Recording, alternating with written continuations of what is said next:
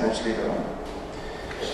Now again, this is what I copy-pasted from the American College of Radiology. I didn't invent this. It says, occult fracture, it's not radiographically apparent or demonstrates subtle abnormalities. And they are initially missed on radiograph, on the interpretation. So do we have to miss some x-rays fracture? Yes. We are human beings, we can just do it. Now, most of the time, probably in Egypt, you will have actually a patient who's coming and has, you will have a missed fracture, probably they don't do anything. Unfortunately, in the country where I'm living right now, it's usually lawsuit, and it's usually a lot of money going on.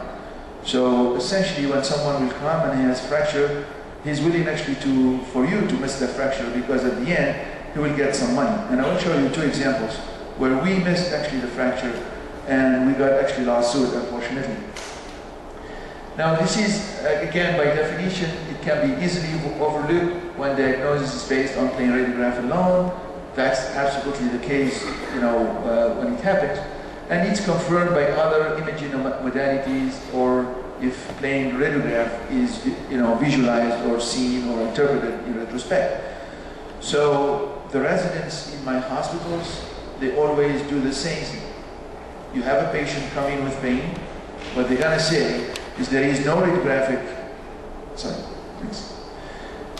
there is no radiographic fracture, but they said if clinically indicated and the patient is really of high suspicion of fracture, a CT scan on MRI may be indicated. So that's actually the whole thing, because they put it there, it's much more legal than anything, so they don't want to just really be in a problem getting actually into a lawsuit. Radiography is the first step.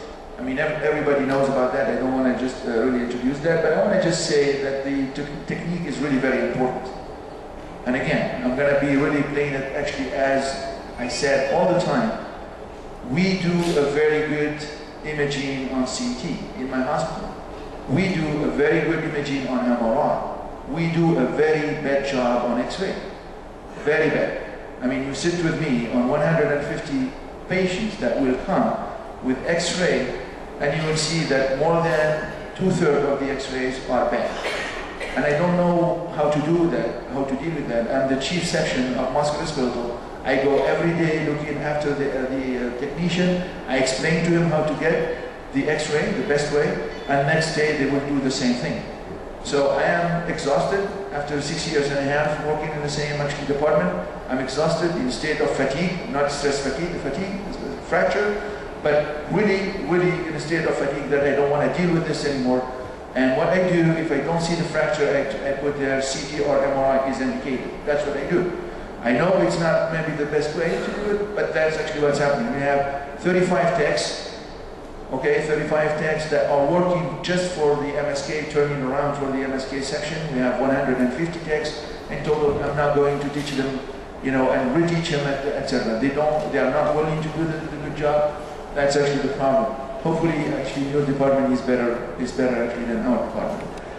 Now, you need to have two orthogonal views. That's absolutely, the case. And sometimes, depending on joint, you may have actually oblique view. I do think knowledge of normal anatomy is very important, and there is that big book, very famous book of Theodore Keats, that every single department of radiology has because of those normal appearance, etc. I mean, you know about it. I do think it's the most, famous book in radiology. Every single department has that book without any problem. Now, systematic interpretation is really very important, and I do that all the time, and I'm not teaching really here the seniors, but if there are juniors, and I hope there are so many of them, and orthopedics, they're not radiologists, I will say normal anatomy is really very important, and systematic interpretation is really very important. And that's, for example, for the elbow, or for the ankle, and I do think Mark Schweizer will actually talk about that this afternoon. I mean, when you look at the fat, it's really very important. The fat pads in the elbow, the fat pad actually in the ankle are very, very important. Of course, the experience is very important as well. I mean, of course, we gain with experience, we gain gray hair. Okay, at least we have something better than those guys that look better than me because they don't have gray hair, but at least they don't have actually the experience I have in radiology. Now, when it comes to magnetic resonance imaging, is probably the best exam after the X-ray, because it shows you the whole thing, the whole spectrum. It shows you the stress fracture, the the insufficiency fracture, but also the contusion, bone contusion, and of course the stress reaction. Now, very important to know as well is most of the time you cannot do it because maybe you don't have sufficient time for the MRI, etc. That's what happened to us as well. So patients sometimes can get in the MRI very quickly, sometimes cannot get to the MRI. But quite honestly, I do think it's really very important to know. I will show you some examples, and especially if you have a hip fracture, even the CT is normal. You need to go for the MRI if the patient has pain. And if we have one unique sequence that we have to do in this case, should be T1 weighted, because you have T1 weighted non-fat saturated. So you have the fat is a normal content of the bone marrow. If you see anything which is black, high bone dense, you know that there is a fracture. Okay, so this is a really unique sequence that is very important and mandatory for the kind of interpretation. Now again, I will repeat that so many times. T1 weighted, non-fat saturated is your best friend for fracture. And as usual for any bone marrow abnormalities, that's really the best sequence. If you need to do one sequence, that's the sequence you want to do. Usually a fracture, that's what I put here, it's really very important. When you have a fracture, an acute fracture, you have always soft tissue abnormalities. That's absolutely understandable. Now the CT is of course good as well, and it will show you that sharp lucid line within the trabecular bone. But again, as I said, sometimes the MRI will show that bone marrow abnormality, that subtle fracture, sometimes without fracture, so it will be stress reaction, bone contusion, that are very important information for the referral physician that the CT scan will not show you. So I do think if you have the opportunity after the X-ray and there is high suspicion of a fracture, go to the MRI as the next step. Now I'm going to talk actually about upper extremity and lower extremity, and I will show you so many examples. It will be much more a catalog, much more actually as a picture review together about actually acute occult fracture. Now, when you look at that, the upper extremity is dominated by the scaphoid, and that's why I put from this publication from 2006, scaphoid injuries are 60 to 70% of the upper extremity of the carpal bone, and then 10 to 15% of the scaphoid fracture are overlooked or missed, and that's really very important. We see this in my department, we see this every week. Every week we have missed diagnosis on the CT. Sometimes it's the radiologist, most of the time because of the nature of the scaphoid and the anatomy of the scaphoid, very difficult. Even with those focal or scaphoid view, you can actually miss that kind of fracture. So you really need to know about it. And if you have high suspicion, go to the MRI, because you cannot wait with the scaphoid. If you wait 1 week, one of the pole, and especially if you have a mid-scaphoid fracture, you're going to have an osteonecrosis of the bone, and then it's completely useless to intervene at that point, because what you're going to do is going to be, of course, a carpal I would say dislocation there, and you're going to end up with the patient having a carpal fusion because you cannot do anything. Pain will be always there. So make sure that you really think about the scaphoid fracture. If you don't have anything on X-ray, patient is really very painful, and high suspicion of fracture, go to the next step, MRI. Now for the radial fracture, they are seeing 14% of an MRI that clinically suspecting a scaphoid fracture. That's actually by the scientific publication by Cunningham. So you do a MRI for a scaphoid fracture, and you find an MRI fracture of the radial of the radius. That's in 14% of the cases. So some cases here together. And if there is anybody who sees something that I don't see, please let me know. This is actually the scaphoid 26-year-old male after assault, and we have a lot of assault in Boston. As you can see, we just jump on each other and try actually to kill each other. So when you are in Boston and you're living in Dorchester, every night there are at least 2 to 3 people killed and maybe 10 to 15 gunshot, and some of them they get actually also assaulted. That's a very typical night in Boston, surrounding Boston. So you don't need to be really there. There is a very tiny subtle line of fracture here, and if you look at the scaphoid view, you don't see anything. And this is 12 days later, because we didn't see it. What happened is, as you can see, osteonecrosis, probably the proximal pole. Now the fracture is visible. They put screw, but as you can see, really very dense actually proximal pole of the scaphoid. The outcome of this patient is very bad. It was not very good, unfortunately. And you understand why? Because collapse of the proximal pole, collapse of the whole carpal bones, and end up with a fusion. 26-year-old male. Now another case where you don't see anything on the scaphoid view and you don't see anything on the lateral view. That's the 18-year-old male soccer player after fall. Now, very high suspicion of fracture of the scaphoid.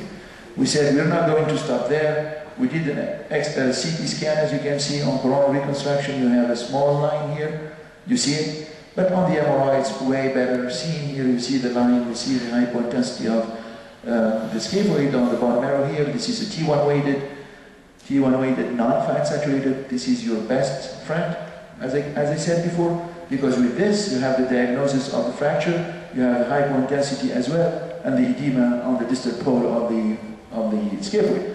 Now, if you have time, of course, you can go for a coronal view or a sagittal view, and you see very well the fracture line, hypointense, and the hyperintensity of the scaphoid. But if you have no time and you have the opportunity to do an MRI,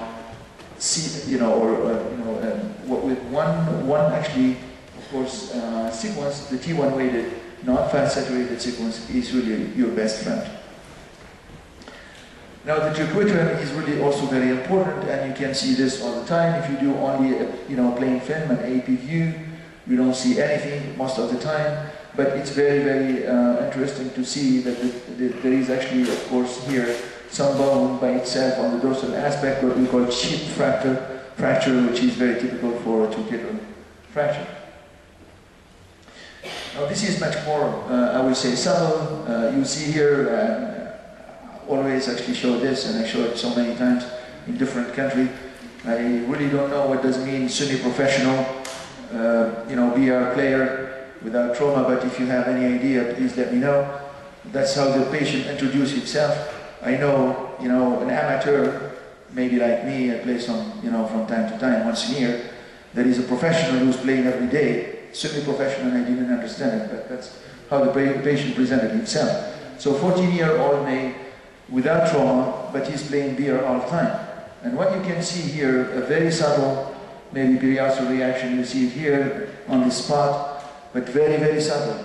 It's not really that much of visible. There is no line of fracture at all, and I don't see any line. And the patient was painful, so we turn actually, of course, to the CT scan, and very surprisingly, we see that there is a very thick periostal reaction. It means that really it's not acute. It's something that happened a long time ago. So there is a chronic periostal reaction here with probably chronic fracture. On the top of that, there is a very thin line here, which is lucent, and that's probably an acute fracture. So it's probably an acute fracture superimposed on a chronic fracture. And you see the second of all, we've done an MRI. Again, really T1 weighted, non-fat saturated is very important. You see the line here. You see the soft tissue, also edema as well. You see it on T2 better. And you see a big, large, acute hyperintensity indicator of bone marrow reaction, and bone marrow reaction which is acute. So again, by CT scan, you see that the cortex is very thick. You see that there is a very thick periostal reaction. So it's really chronic kind of fracture with superimposed with a acute fracture. Now, this is a patient who came after fall on ice. We get the radiograph. Unfortunately, I could not actually fetch it. He did it in another hospital, but the radiograph was normal. And 1 week later, he came back, almost with the same pain, So, you know, the referrer orthopedics thought that maybe it's something happening into his rotator calf, maybe a rotator calf tear or maybe labral tear. He said there is no fracture, so probably that's what is painful for a patient. Send him for a MR arthrogram. And we started with the arthrogram. I just want to show you this arthrogram. There is nothing. It's really normal, I would say, fitting of the joint. And you don't see anything here on the upper or superior larger tuberosity. But when you look at the MRI, you see maybe the slap lesion here. There is a slap lesion anterior posterior. That's really not really a big deal. The big deal here is with this T1 weighted, non-fat saturated, you see a line, fracture line, and you see the line very well on the T2 with bone marrow lesions. So that was not feasible at all because it's not displaced. Okay, you see it's not going maybe to the cortex, the other side, maybe here a little bit. Very subtle fracture that nobody's seen on the greater tuberosity, and that's what happened most of the time. If you think that the patient has a suspicion, a high suspicion of fracture, you maybe hear a good indication, a MR arthrogram, you can see everything at the same time, but essentially the patient is painful because of the fracture that was overlooked on the X-ray. Now the pelvis is really very important anatomy location for the fracture. And it's very difficult for us as radiologists. I mean, I'm talking to the orthopedics because most of the time, I know there are so many of you here, most of the time you look at the radiologists and you want to just see what happened here on X-ray. It's very difficult for us. And for three reasons. The first one is that the anatomy is a little bit difficult, it's all curvatures. The second is the superimposition with all the gut and all the air in the gut, etc. And then the third one is especially the osteopenia. Osteopenia will render that very difficult interpretation. And most of the time when you send patients, they are actually female and they are postmenopausic, and most of the time they have osteopenia. So really very difficult to grasp actually a fracture in the pelvis. Sacrum is actually maybe the location that you're looking at, and that's, as I said, very difficult. I do think sometimes you need actually to be aware that those stress fracture or insufficiency fracture, they are very difficult, especially in female postmenopausic, to be assessed on an X-ray. So I'll show you some examples. 61-year-old female, renal osteodystrophy, falling from the wheelchair.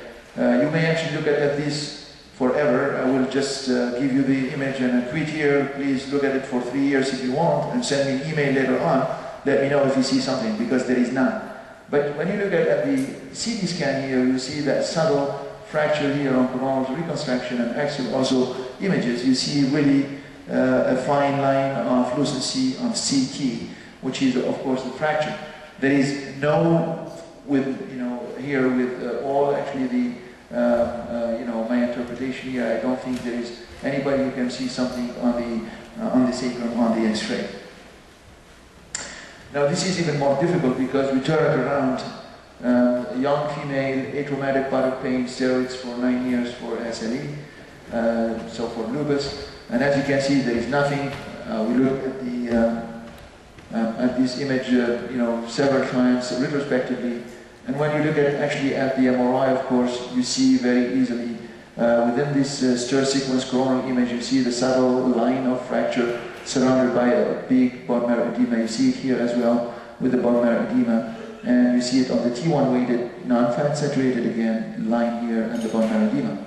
So sometimes I want to just really, I would say, draw your attention to this. Sometimes when the lines are bilateral, you have bilateral fracture of the sacrum, and if you go very quickly in the interpretation, I saw that 2 or 3 times, especially with residents, they look at it very quickly and they think that this is actually an articulation. I mean, of course, right now I'm showing it this, but you see this in 10 MRIs when you interpret, and it's bilateral. You may actually overlook that fracture, and it happened, a few times here.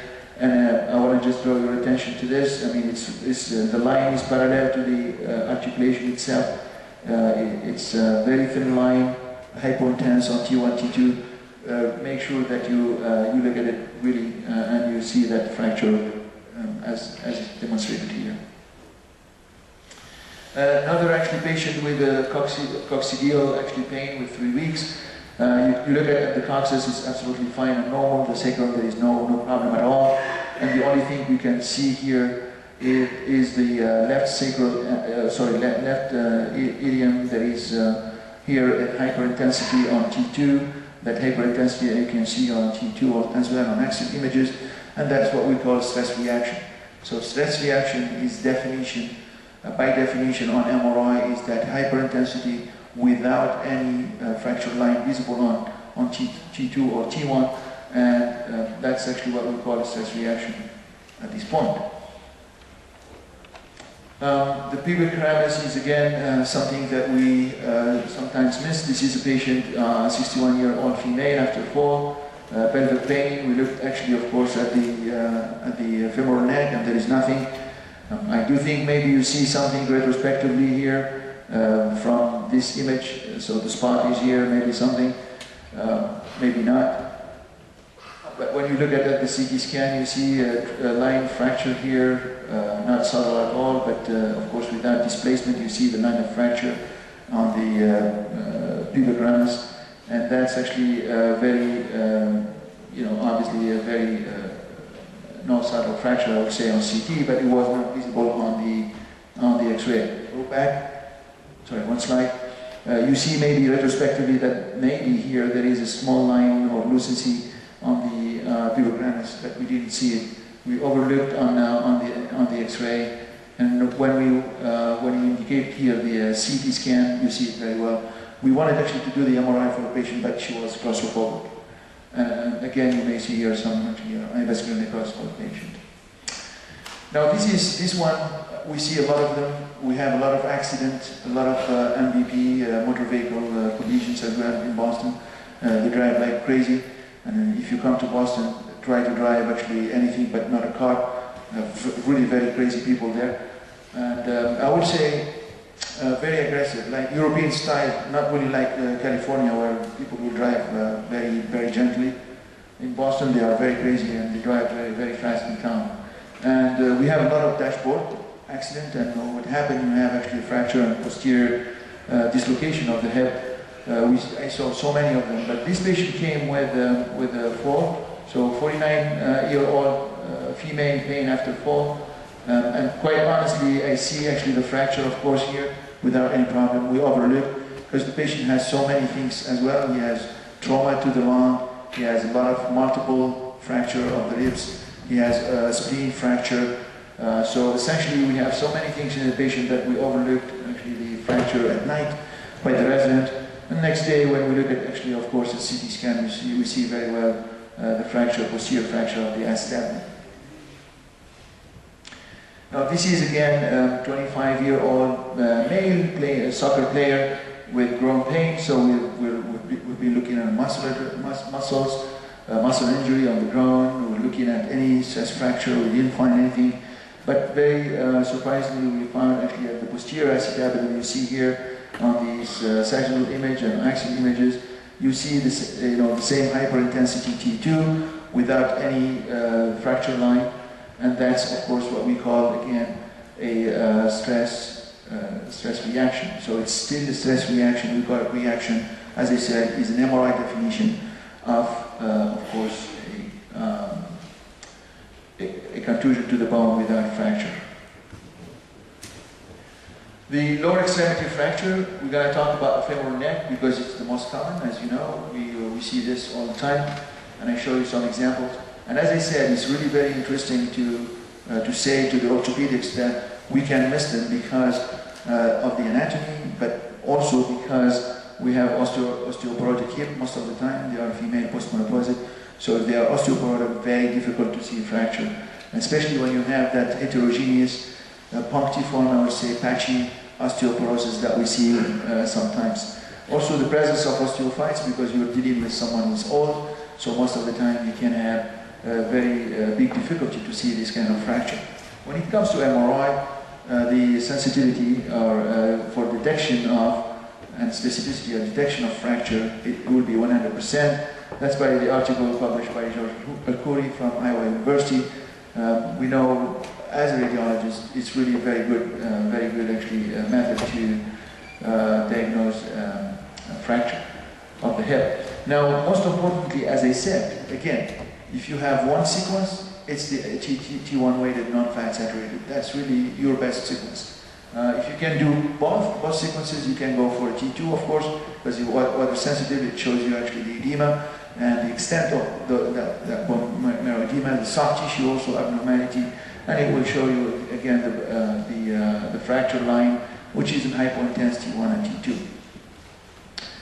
Now this is a good example, and I show it to a lot of my colleagues in the United States, and they were actually like, you know, a little bit, I would say, freaked, because when you see this, you can just, you know, say, okay, this is a bit big, you know, herniation pit, herniation or synovial herniation pit, and this patient very typical for that.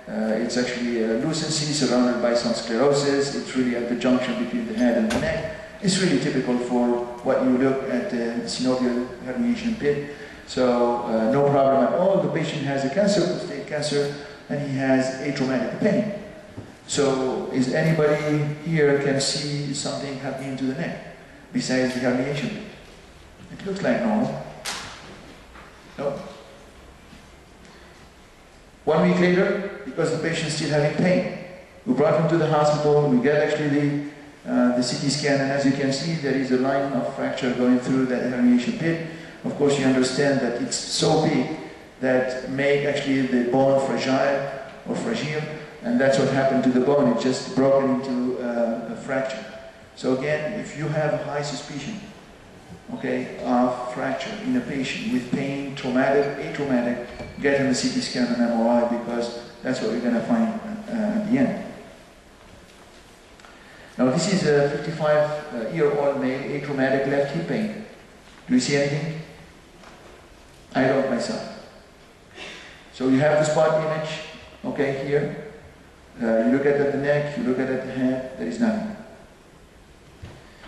When you look at here at the MRI, it's very easy. We did actually a bone scan before, and you find very well here there is actually a hyper intake there, or uptake of the scintigraphy, technetium 99 marked technetium scintigraphy or bone scan. You see it very well, and on MRI it's very obvious. Again, the T1 weighted non-fat saturated is your best friend. You see here the line, you see the line of fracture, you see the bone marrow edema. You see the bone marrow edema better on the T2, of course, but again, there is a fracture. It's non-displaced, and that's why maybe it's very subtle to see on the X-ray. Now, this is a patient a little bit more complicated, because the patient is 47-year-old male with pain on the right, and we know that he has an AVN.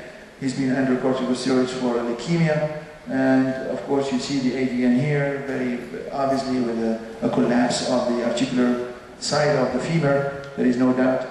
I want you to go on the spot image and look at this, because this is where the fracture is. I'm going to tell you that, okay, because I know about it. But we looked at the head, we looked at, of course, at the neck, we looked at everything here, and we didn't find anything. And when you look at the MRI, you see this is your T1 weighted non-fat saturated image. You see the fracture line going from the greater trochanter to the lesser trochanter. You see that line with the, the bone marrow edema on the T2. And again, if you look at the image here, you don't see anything going on the, on the greater to lesser trochanters. So what I'm saying, I'm giving you this catalog, and we see this all the time. It's just when you have a high suspicion, patient has a change in pain. This patient has pain, yes, because he has avascular necrosis. But he's coming and he's saying, I have change in pain. My pain is worse. I don't know what's happening. Just get him something else than actually the X-ray, if the X-ray, of course, is negative. This is a patient with 28-year-old male with right side growth pain. Not the same patient. This is actually a football player within university, Boston University. Is a football player with the college. And as you can see here, there is no fracture line at all. This is a T2 weighted again, and T1 weighted non-fat saturated. You see the edema, the bone marrow edema, but you don't see the line. And of course, in this case, you can say this is a stress reaction. That's really per definition. Now, one thing I want to tell you, if you see this in a patient, now this is very easy because growing pain, he is actually, of course, a football player. But let's say someone who is 28-year-old male. He will tell you, I have pain, this pain is recurrent every night, it's new, it's worse at night, if I take actually aspirin and just kill that pain, what you're going to say probably osteoma, and it looks like this, by the way. It's a good location for it, but there is no reaction to the bone in this case. And osteoma, usually you see it very well on X-ray, because you see that lucency, you see, of course, the reaction of bone, which is not the case here. You see the cortex is very normal, and there is no actually soft tissue, a little bit here, but there is no really big soft tissue edema like you see it with osteoma. But that's really a very good location for that small tumor. Now this patient, the diagnosis is very simple, because the patient has a very new actually growing pain. Now when it comes to the knee and lower extremity, we see a lot of this. And this is where we get the maximum ourselves. In my department, this is where we get a lot of lawsuit, I would say. I'm going to show you, I think, 2 examples, but really we have a lot of lawsuit, unfortunately. We get, I do think, more than 50 cases of fracture with big fracture, and we do actually surgery on them, traumatological actually surgery, kind of fixation of the tibial plateau per month, which is really a big, huge number. But we get these actually also subtle fracture in the knee, and most of them, they are on the lateral compartment, as you know. So it can be either the lateral trochlea or the posterior lateral tibia. This is where you see the maximum, and that's by nature, because this is concomitant to ACL tear, as you know. So either you see fractures or you see actually contusions. And there is an article in Radiology from this year in I think February or March by Rick Kiofsky, who is from United States, from Wisconsin, who looked at retrospectively at patients with ACL tear, and we overlook, radiologists, with looking at the MRI. When he looked at those images retrospectively, looking after fracture, we overlook more than 45% of those. So you have the MRI, you have the ACL tear, you have the images, you look at them and you don't report a fracture of the trochlea or fracture of the tibial plateau. And after I read that one, I started myself to really put a lot of importance on that and look at the T1 weighted, non-fat saturated very, very well. And this is where I find actually the images. I'm going to just repeat this, because when you look at the images, you look at the T2, very well, protein density, fat saturated or non-fat saturated. Why that? Because it gives you all the information. So we'll give you the information on the cruciate ligaments, on the collateral ligaments, on the menisci, on the bone marrow. But you don't look at the T1 weighted. We acquire the T1 weighted that I don't look at it at all myself, to be honest. But I look at the T1 weighted now when I have a suspicion of bone marrow infiltration, or I have a high suspicion of fracture. I look at it, make sure that there is that actually thin line we talk about, which is the fracture. Now this is a case where you have a 20-year-old male, after 14 stairs, he's a medical student. He falls the 14 stairs directly, brought him actually to the emergency room. And if you look at the images, there is nothing. I mean, you can just look at them back and forth, there is nothing. And this is a CT scan. A CT scan, because he is actually a medical student, we have actually a CT scan right away for him. And as you can see, it was normal. So nothing seen on X-ray, nothing seen on the CT. But when you look at the MRI, you see the hyperintensity on the trochlea, you see the hyperintensity on the posterior lateral tibia, exactly what you expected usually. This is actually, of course, the medial femur. And we actually, of course, got a diagnosis of bone contusion. So bone contusion in my hospital is exactly like any fracture. They split the patient, they tell him to not walk anymore on his knee for at least 2 weeks. Sometimes a little bit more, 3 to 4 weeks. It depends about really the importance of that actually contusion. But this is by definition a contusion. That's why you don't see it on X-ray, you don't see it on CT. Now this is the patient, 49-year-old male struck by car. He has so many other pathology, I have to tell you. I mean, his abdomen was actually filled of pathology of grade 4, liver laceration, splenectomy because of fracture of the spleen, multiple rib fracture, intubated the patient, etc. So we did actually also an X-ray because it was painful. You see the joint effusion here. But you know, obviously it's a very subtle, maybe right now retrospectively, fracture here, you see it here as well, you see the fracture, but it was very, very difficult. This is an overlooked fracture by the radiologist. Okay, so a colleague of mine, a senior colleague, MSK, didn't see it. And what happened 1 week later, the patient cannot actually ambulate. When he started a little bit actually to be awake, could not ambulate, and you see the MRI now, there is no doubt there is a big fracture with a collapse of the lateral tibial plateau. Unfortunately, big bone marrow edema, as you can see, big contusion. We get a lawsuit, the patient get $5 million in his pocket. Big money. 20-year-old male regular jogger, again, I will say, if this is going to be, again, in my list, in my past, myself, I will miss it again. Quite honestly, to be humble and not saying, yes, I can see it, etc. I didn't do actually the interpretation of this one again. It's a colleague of mine, but if I have to do it again, myself, I will miss it. Very subtle. As you can see, the spot will show you a very, very thin periosteal reaction, almost non-seen. Okay? That's why I said I will myself just, you know, miss it again. And it says 20-year-old male regular jogger. And this is what happened when you look at the CT. There is a very thin line here, the periosteal reaction. Look at the bone marrow edema on T2. Look at T2 here, sagittal and coronal. And you see really a very important on T2 here axial.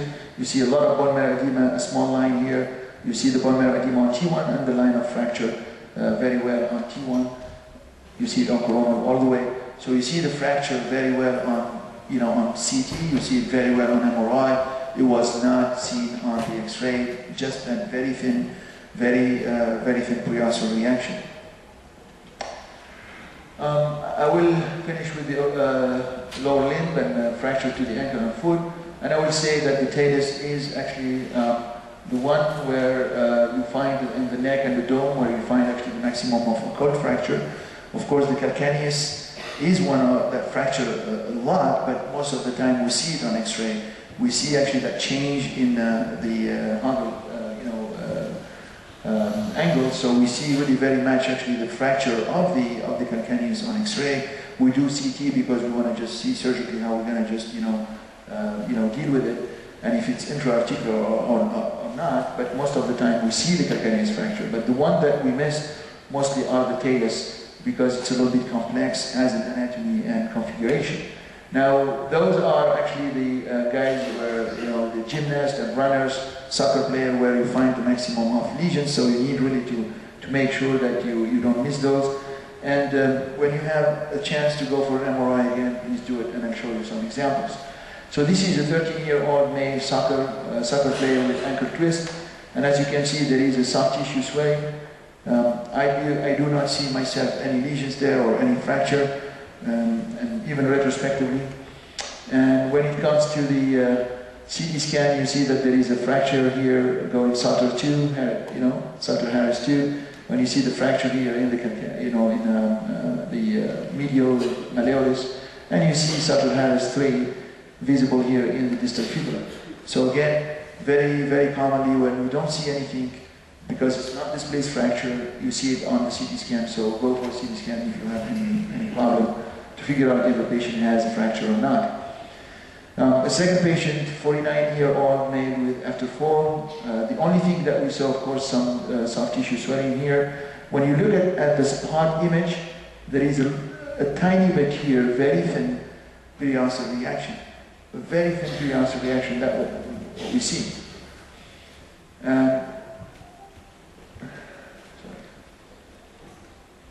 And when you look actually at the MRI, you see on the T1 weighted here, you see that subtle, small here periosteal reaction turned to be a very acute line of fracture on the T1 weighted image. Again, this is really the best image that you can get, a T1 weighted image.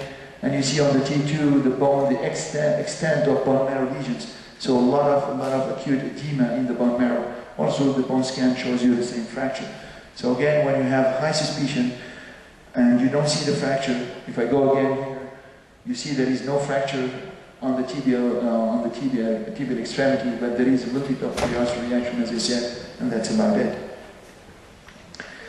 And a few weeks later, the patient with the fracture on the X-ray.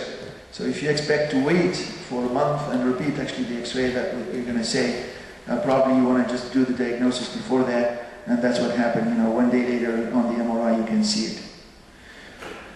This one was overlooked on 39-year-old male with after fall, so we didn't see it. Retrospectively, of course, you see very well the fracture. There is no displacement, there is no rupture of the cortex, but you see it here very well on the reconstruction on sagittal images. And again, so sagittal images on CT showed very well, while the here the AB view, we could actually, of course, see retrospectively the image of the fracture that we overlooked on the in first place. 25-year-old male sportsman, pain and no trauma. You look at the image back and forth. We are looking at the talus, trying to find out if there is anything with the talus, but it looks there is nothing. And when you look at here at the talus again 1 month later, there is nothing. But when you look at the MRI again, it's going actually in small pieces here. There are complex tear here on the dome and on the body of the talus with a lot of bone marrow edema, as you can see here. So again, really, if you have high suspicion, you don't know what to do, just go to the MRI. That's your best bet. I'm going to finish with a few images very quickly. Calcaneus here, there is nothing. Even though the calcaneus, as I said, is really easy, usually you will see it. But sometimes, again, it can be misleading. So the calcaneus here is completely normal, and look at the view here, really, you can see everything about the calcaneus. You will be very surprised when you see this. It's really all over the place. It's extra-articular, intra-articular. It's actually with a lot of, I would say, displacement, so that it's comminuted fracture with a lot of displacement. We don't see anything on the X-ray. And again, my message here, if you have high suspicion, you don't see anything on the X-ray, go to the next CT or MRI, and better if you go to the MRI. Navicular here, a patient with history of osteomyelitis, but with pain without trauma. And you see the navicular here very well. You see it here, there is nothing there. You see the navicular here, there is nothing on the X-ray. Very surprisingly on the MRI, the T1 weighted here, very high point dense, and the line is quite visible. The T2, the line of fracture and the big bone marrow edema. Again, really very surprising that you don't see anything on the X-ray, but that's actually what is the occult fracture. To finish with is a 26-year-old male with a soccer player with sprain of the ankle. We looked actually at everything here. I can tell you it's happening in the fourth. You can see, there is nothing at all, and that's because it's all about bone marrow. So on the fourth, there is here nothing but bone marrow. Okay, bone marrow edema. You see here the bone marrow edema on T2. You see it on T1. Sorry, you see it on T2. You see the bone marrow here, there, and so this is what we call actually much more about contusion. So it's or stress reaction if you want, because it's no trauma. So stress reaction, that's what happened to the patient, and that's why you don't see it on X-ray. So I do think the conclusion was actually during my talk that I said, if you have an occult fracture, a very high suspicion of occult fracture, don't wait, don't actually lose that time for the patient, because it can be really quite painful at some point for the patient, and also for the institution if they have to reimburse the patient money for a lawsuit. So go for the CT scan, go for the MRI. You have to talk to your orthopedics, but essentially don't wait actually until the patient get actually displacement of fracture. Thank you.